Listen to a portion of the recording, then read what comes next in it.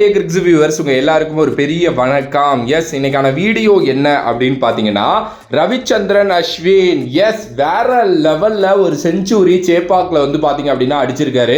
இதுக்கு முன்னாடியே ஒரு சேப்பாக்ல ஒரு செஞ்சுரி அடிச்சிருந்தாரு. அண்ட் இதை தாண்டி இந்தியன் டீம் ரொம்ப ஸ்ட்ரகிள்ல இருந்தப்போ அதை மீட்டு எடுத்தாங்க தி சென்னை பாய்ஸ், ரவீந்திர ஜடேஜா, ரவிச்சந்திரன் அஸ்வின். இது எல்லாத்தையும் பத்தி தான் இந்த வீடியோல பேச போறோம். இந்தியா விஸ் பங்களாதேஷோட டெஸ்ட் சீரீஸ் வந்து பாத்தீங்க அப்படின்னா ஆரம்பிச்சிருச்சு.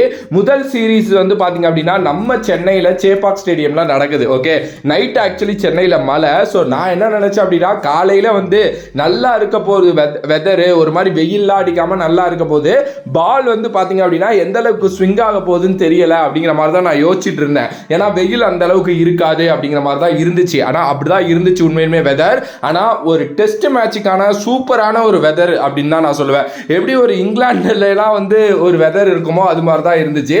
இந்தியா வந்து பாத்தீங்க அப்படின்னா ஃபர்ஸ்ட் வந்து பேட்டிங் பண்ணாங்க. ஏன்னா பங்களாதேஷ் வந்து டாஸ் வின் பண்ணி நாங்க பவுலிங் பண்ணிக்கிறோம் அப்படின்னு சொல்லிட்டாங்க. எனக்கு அங்கேயே வந்து ஒரு மாதிரி இடிச்சிச்சு, ஐயோ இந்தியா பவுலிங் பண்ணி தான் நல்லா இருந்திருக்குமே அப்படின்னு சொல்லிட்டு. பட் ஆனா இந்தியா பேட்டிங்ல ரோஹித் சர்மா 6 ரன்ல அவுட் ஆனாரு, கில் 0, அதுக்கப்புறம் கோலி வந்து ஒரு 6 ரன்ல அவுட் ஆகி போனாரு.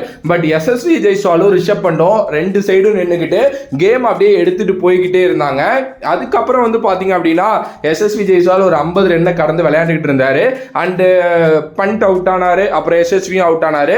இடையில ராகுல் வந்து அவரு ஒரு 16 ரன் அடிச்சுட்டு அவரும் அவுட் ஆகி போயிட்டாரு. அட போங்கடா, அவ்வளவுதான், கிட்டத்தட்ட 6 விக்கெட் ஆயிருச்சு அப்படின்னு நினைச்சிட்டு இருந்தப்போ நம்பர் 7 நம்பர் 8 அந்த ஒரு பார்ட்னர்ஷிப் சேர்ந்தாங்க.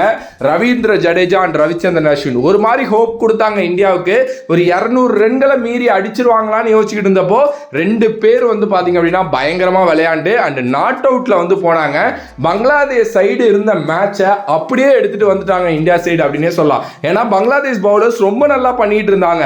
அந்த ஹசான் மஹ்மூத் அப்படிங்கிற ஒரு பவுலர், அவர் 4 விக்கெட் எடுத்திருந்தாரு. நகித் ராணா ஒரு விக்கெட் எடுத்திருந்தாரு. அதுக்கப்புறம் மெய்தி ஹாசன் மிராஸ் அவர் ஒரு விக்கெட் எடுத்திருந்தாரு. ஆனா ஒரு ஒன்ஸ் ரவீந்திர ஜடேஜா ரவிச்சந்திரன் அஸ்வின் விளையாட ஆரம்பிச்சதுக்கு அப்புறம் ஒண்ணுமே பண்ண முடியல அவங்களால. ஏன்னா இந்த கேமை புரிஞ்சு அழகா வந்து பாத்தீங்க அப்படின்னா விளையாட ஆரம்பிச்சாங்க ரெண்டு பேரும். அண்ட் ரெண்டு பேருக்குமே இந்த சென்னை பிச் வந்து ஒரு எக்ஸ்பீரியன்ஸான பிச் அப்படிங்கிறத காட்டிட்டு போயிட்டாங்க. எந்தெந்த இடத்துல எல்லாம் அடிச்சு விளையாடணுமோ அந்தந்த இடத்துல எல்லாம் அடிச்சு விளையாண்டு எங்கெல்லாம் வந்து கரெக்டா டிஃபென்ஸ் பண்ணுமோ அதை பண்ணி ரெண்டு பேருமே நல்ல ஒரு ஈக்குவலான ஒரு விஷயத்தை பண்ணிக்கிட்டே இருந்தாங்க. இதை தாண்டி coming to the Ravichandran Ashwin part, அவர் வந்து பாத்தீங்க அப்படின்னா தன்னோட செஞ்சுரியை வந்து பதிவு பண்ணாரு. நான் யோசிச்சுக்கிட்டே இருந்தேன், ஒரு செஞ்சுரி இன்னைக்கு அடிச்சிட்டாருன்னா ரொம்ப நல்லா இருக்கும் அப்படின்னு சொல்லிட்டு.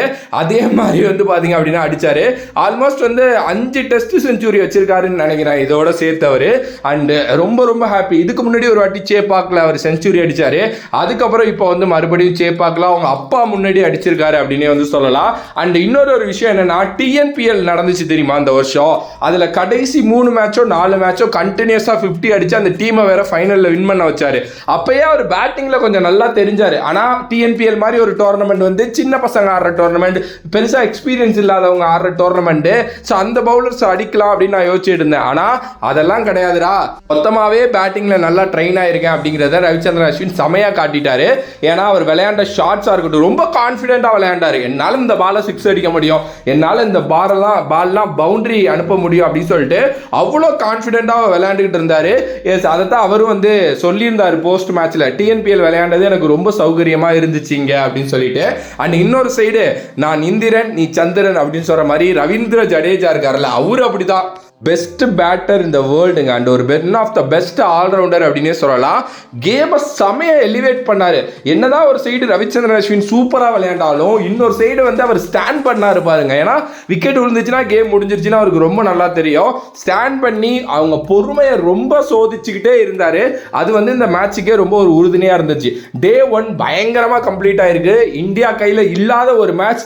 ஆனா எப்பயா இருந்தாலும் அது இந்தியா கையில திரும்புன்னு ஒரு நம்பிக்கையோட பார்த்த எல்லாருக்குமே திருப்பி அந்த நம்பிக்கையை கொடுத்திருக்காங்க ரவிச்சந்திரன் அஸ்வின் ரவீந்திர ஜடேஜா அப்படின்னே சொல்லலாம். எஸ், நாளைக்கு ஜட்டு வந்து ஒரு செஞ்சுரி போட்டார் அப்படின்னா ரொம்ப நல்லா இருக்கும். என்ன நடக்க போகுது அப்படின்னு சொல்லிட்டு ஓவராலா ஒரு நல்ல மேட்ச் பார்த்தோம். அண்ட் நிறைய பேர் சேப்பாக்கு போய் மேட்ச் பார்த்துருக்கீங்க, நிறைய ஸ்டோரிஸ்லாம் நான் பார்த்துட்டு இருந்தேன். அண்ட் ஆப்வியஸ்லி வந்து பாத்தீங்க அப்படின்னா இன்னும் ஒரு 4 நாள் இந்த கேம் போகும்னு நினைக்கிறேன். என்ன நடக்க போகுதுங்கிறத வெயிட் பண்ணி பார்ப்போம்.